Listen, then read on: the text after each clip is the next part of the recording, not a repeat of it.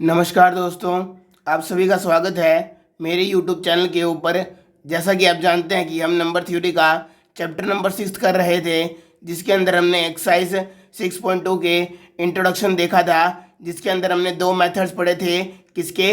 Legender symbol की value को निकालने के लिए हमने देखा था दोस्तों, जो हमारा लेजेंडर सिंबल होता है उसकी दो ही पॉसिबल वैल्यूज़ होती हैं, 1 और -1। जब क्या हो, जब ए और पी आपस में को प्राइम हो, यानी इनकी जीसीडी 1 हो, तो इसकी 1 और -1 दो ही वैल्यूज़ निकलती हैं। उन दो वैल्यूज़ को निकालने के लिए दोस्तों हमने दो मेथड्स देखे थे।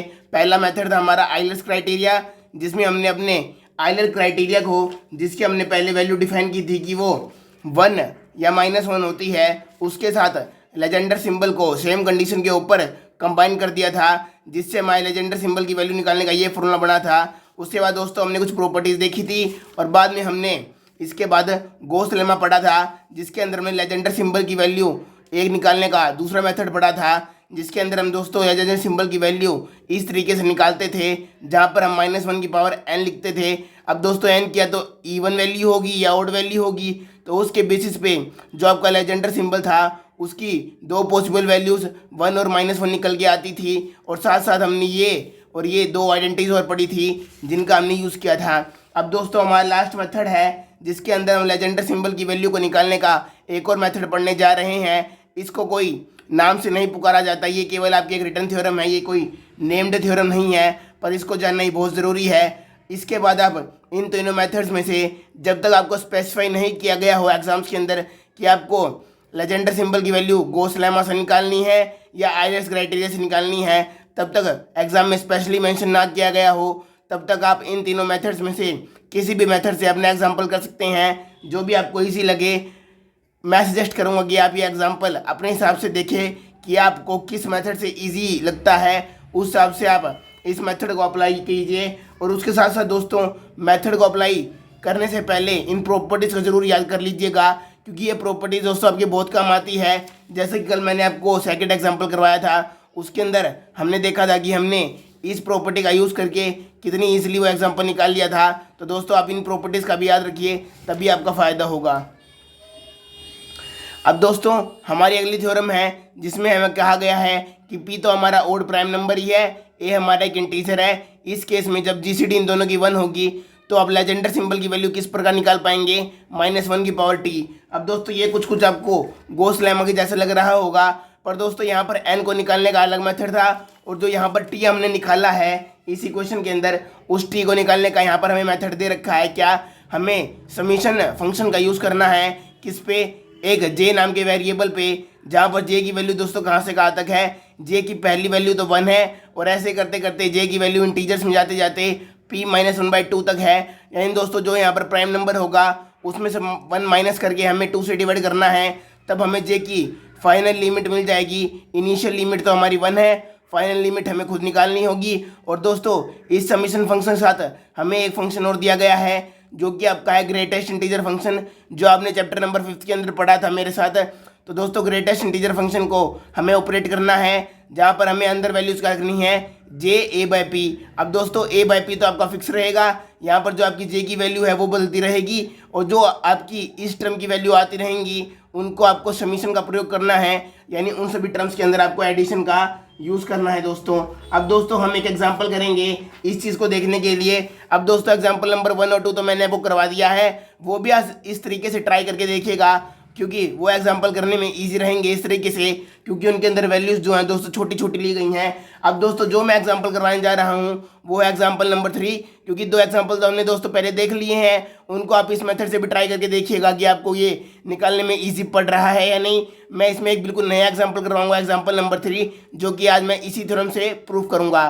तो दोस्तों हमें कहा हुआ है कि हमें शो करना है जो 20 है हमारा क्वाड्रेटिक रेसिड्यू है 31 का, और यहाँ पर हमें आइलर्स क्राइटेरिया का यूज़ करना है। अब दोस्तों यहाँ पर आइलर्स क्राइटेरिया का यूज़ करने का आप मेथड लगा लीजिए।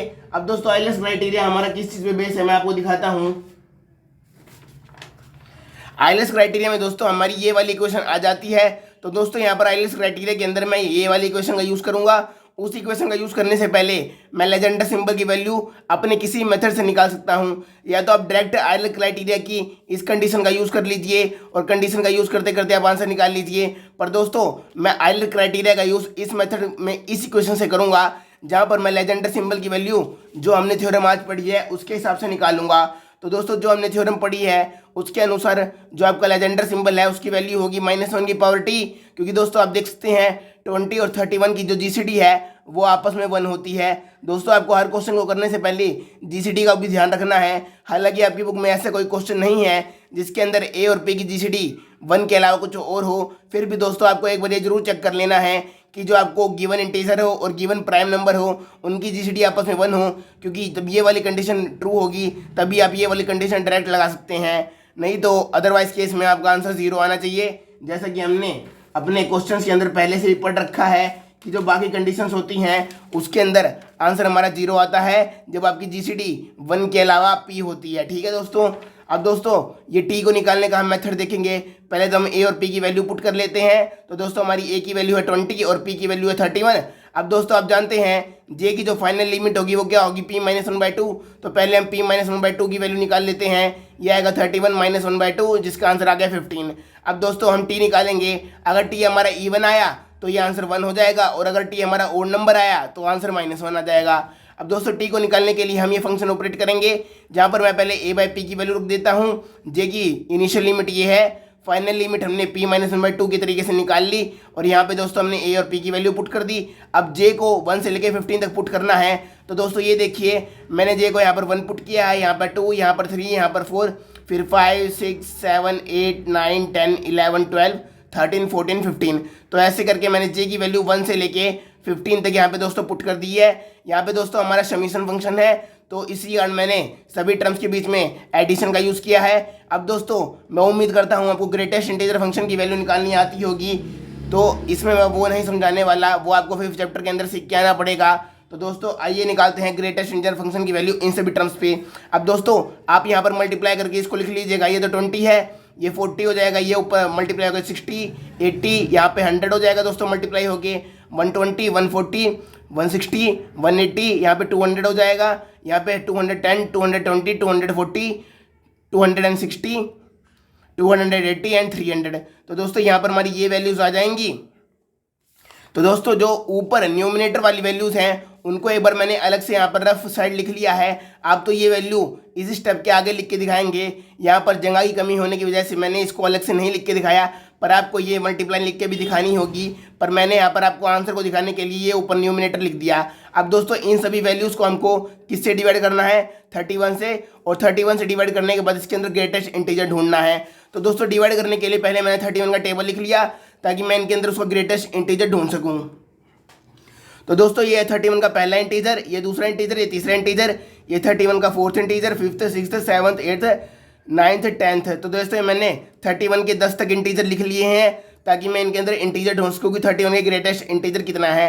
इस फंक्शन को यूज़ करने का ये एक शॉर्टकट मेथड, मतलब एक जनरल मेथड में यूज़ कर रहा हूँ, पर अगर दोस्तों जो मैंने मेथड आपको बता रखा है वही लगाएंगे। ये मेथड ही वही है, बस मैं इसको थोड़ा जनरलाइज तरीके से यूज़ कर रहा हूँ।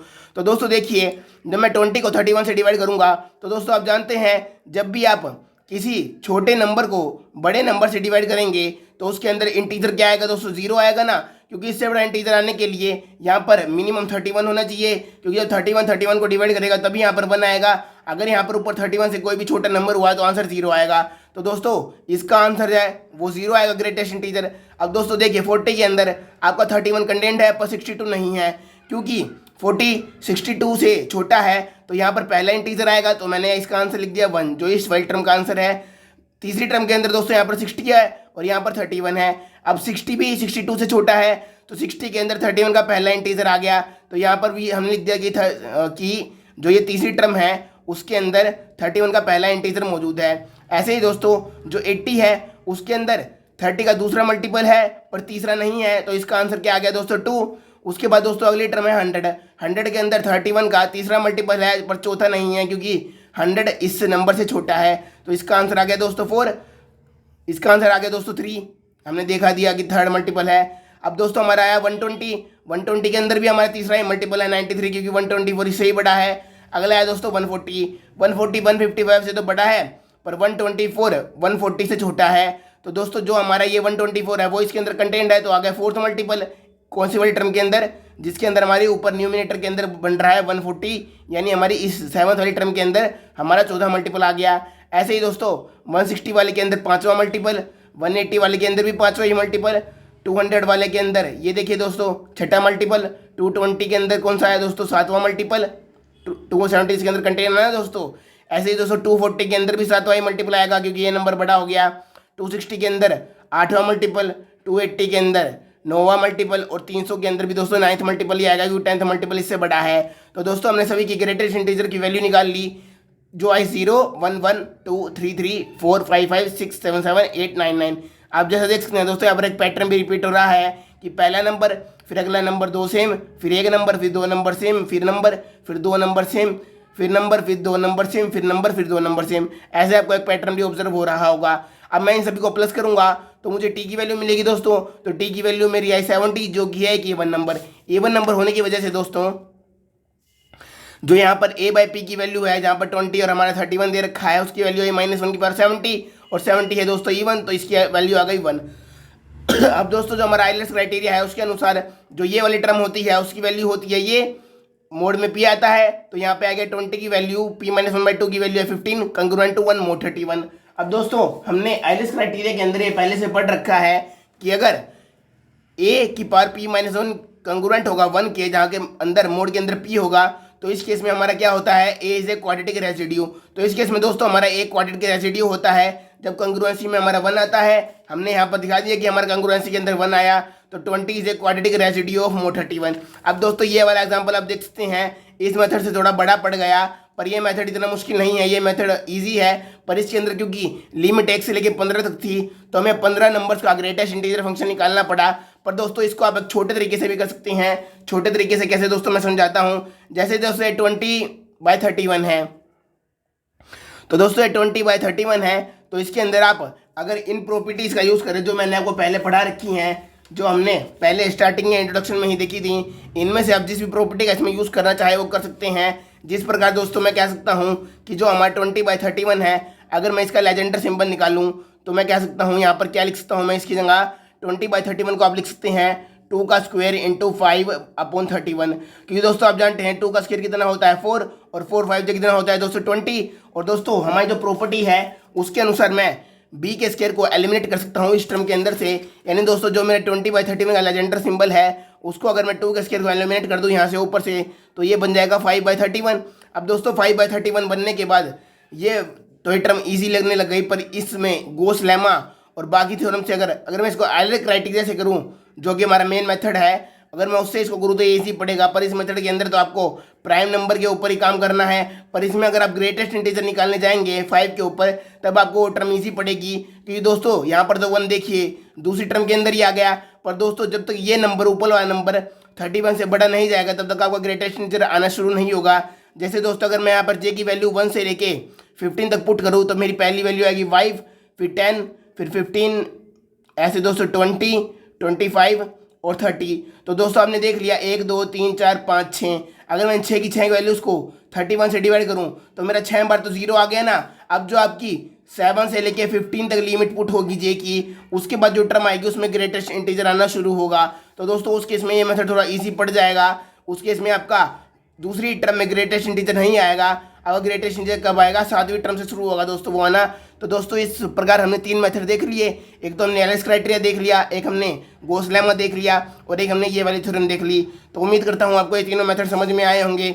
अब दोस्तों जो एग्जांपल नंबर 5 और 4 है उसके अंदर आपको लेजेंडर सिंबल की वैल्यू ही निकालनी है। लेजेंडर सिंबल की वैल्यू को निकालने के जो तीनों मेथड मैंने आपको बताए हैं उसमें से जो भी आपको मेथड ईजी लगे वो आप पेपर के अंदर अप्लाई कर सकते हैं, जब तक आपको पेपर के अंदर कोई स्पेसिफिक मेथड का नाम नहीं लिखा गया हो। यानी दोस्तों अगर आपको एग्जाम्स के अंदर लिखा गया हो कि इसको आइलेट्स क्राइटेरिया से ही करो या इसको गोस लेमा से ही करो, तब तक आप कोई मेथड लगा सकते हैं। अगर आपको कोई स्पेसिफिक मेथड का नाम दे दिया जाए तो आपको वो उसी मेथड से करना होगा। तो मैं उम्मीद करता हूँ दोस्तों आपको ये वीडियो पसंद आई होगी और ये तीनों मेथड आपको समझ में आए होंगे। कल हम करेंगे एग्जाम्पल नंबर 6। तब तक के लिए गुड बाय दोस्तों।